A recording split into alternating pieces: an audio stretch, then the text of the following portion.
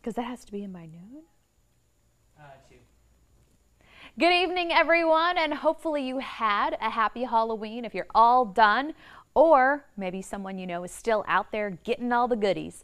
We are, whoa, let me turn my microphone. Kim Camp from Pooler sent this in, and even adults can have fun. I love Halloween. Thank you so much for sending in your pictures. They're starting to flow in more steadily now, and she was handing out candy with her friends in Pooler, the Pooler Dinos. So let's go ahead and take a look at what we're watching out to the west. We've had a tornado watch in effect for the southeastern part of Texas into Louisiana and Arkansas, and those will last until about 10 p.m. their time, 11 p.m. our time. So severe weather associated with a cold front that we'll be tracking in our neck of the woods come Friday. We'll get some impulse storms, showers late tomorrow, but they won't be that impressive. So right now, a beautiful view of the Savannah River. That'll be really busy on the water tomorrow as Vice President coming in. And we're looking at 65 in Savannah, 70 Hilton Head, 71 St. Simons, and 70 in Claxton. So temperatures are starting to tumble. And another great picture of Minions at the FNB South Bank in Baxley. Thank you so much for sending in your photos. This one came in pretty early. They're having a good time over there. We made it up to 81 today after a refreshing 41, but our temperatures will definitely be a lot warmer waking up for Thursday as warm, moist air starts to filter in from the Gulf of Mexico ahead of that front. So look at the difference in temperatures. That cold front has passed through Chicago. It's 53, not too bad for the Windy City right now. It's 69 in Nashville. That warm air pumping in ahead of it. So that's warmer than what we're seeing right now across the coastal empire and low country. So the cold front will filter in, but ahead of it we have to watch for some showers and storms. So waking up tomorrow, remember I showed you it was 49 officially at the Savannah Hilton Head International Airport. It's going to be 59 in Rincon, Statesboro 57, maybe slightly cooler than these numbers, but you get the idea. It's going to be a little bit warmer than what we woke up to this morning. 61 in Brunswick. I think that's right on the button there. And Bluffton, 61. Jessup, 59. Let me go ahead and I see some people have joined in. So I want to say hello to Marie James Banderas. She's one of our very faithful Facebook watchers. Thank you so much. Bernard Bamberg. David Clayton Culpepper says happy Halloween, and so does David Kirchinger. That makeup that you have, David, is scary, terrifying, yet amazing. Rita Floyd, Trick or Treat, Shannon Deberly, and Alex Barbie is watching. I am dressed as a meteorologist. Ha ha ha. Yes, so I do have some fancy nails. Here, I'm going to get close to the camera. I don't know if you guys can see that. Can you see that? I do have a little bit of fun with Halloween any way I can. And if you follow me on Instagram, I'm going to post the fact that I won the baking contest at WTOC. I didn't win the Halloween costume contest, but I made Frank Kit Kat brownies. Cutter had one. Were they good? Very good. Very good. Yeah, so he was at the Guyton Fall Festival, and I hopefully anybody out there this evening said hey to Cutter and looked at the Storm Chaser. Okay, so let's go ahead and take a look at our planner.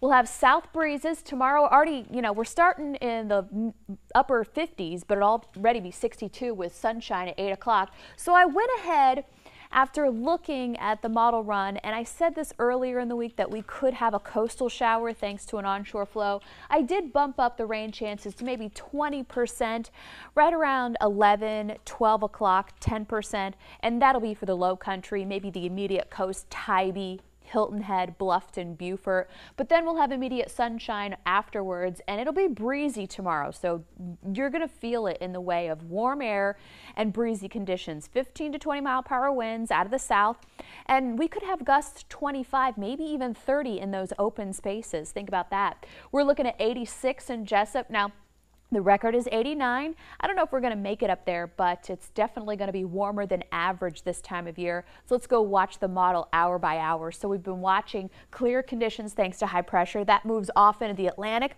and that sets up that onshore flow, that return flow right here. So it's not impressive, but I just don't want anybody to think that we're going to have great full-blown sunshine and no rain chances. So I put that coastal shower possible 11, 12 o'clock. Look, full-blown sunshine by 3 o'clock, and in the heat of the day, we're going to have those warm, moist conditions. Stop it here right around 10, 11, and this line ahead of the cold front that's still well to the west of Atlanta Thursday evening could pop up some showers, maybe even a rumble thunder. The Storm Prediction Center still has us in a marginal threat. I think they're overdoing it. Hopefully they'll scale back on that. They've had us in a marginal threat for 2 days now, but it just looks like it loses its steam. So we're going to continue to watch that, and I think we don't have any problems overnight. We wake up dry but cloudy Friday, muggy, cloudy, breezy, uneasy.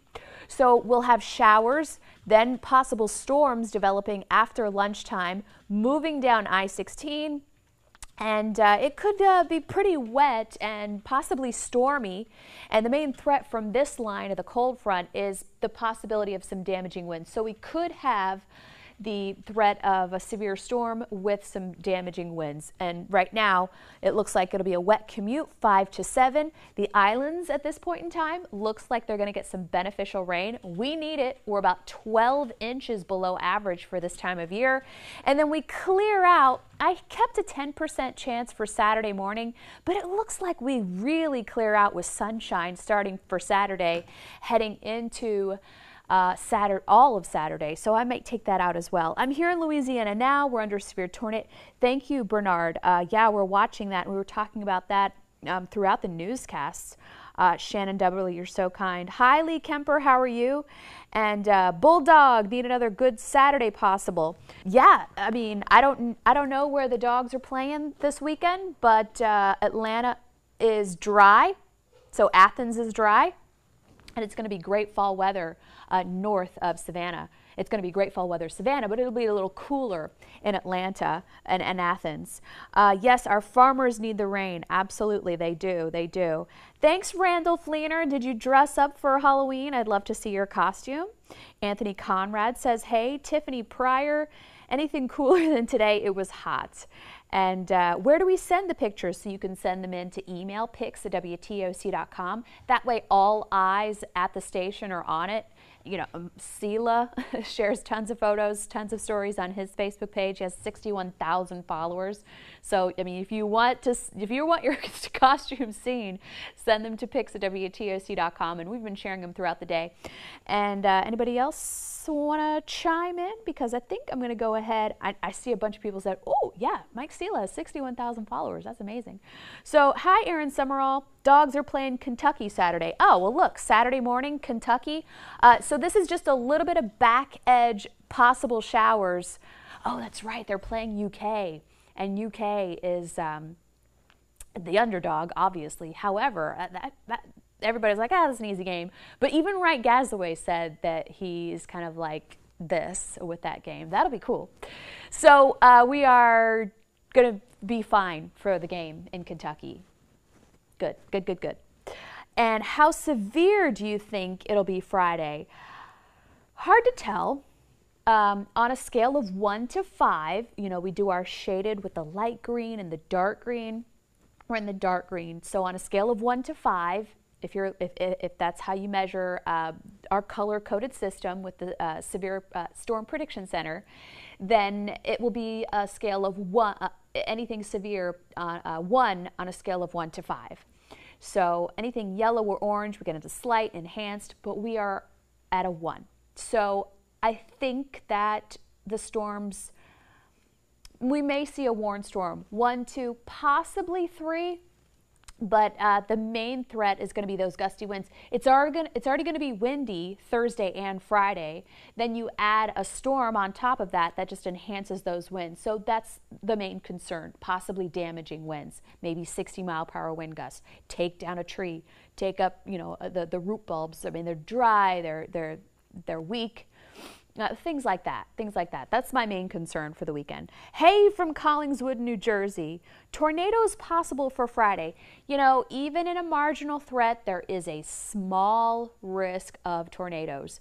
But I'm not really concerned about that for this storm. I am concerned about how fast it's pushing through and the fact that the winds are the main concern. So tornado, 65-mile-per-hour winds is just as bad as a low-end EF1 tornado.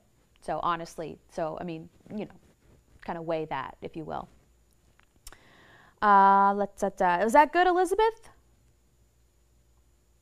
All right, cool. So we're going to wrap this up. Thank you so much for joining. Thank you so much for sharing.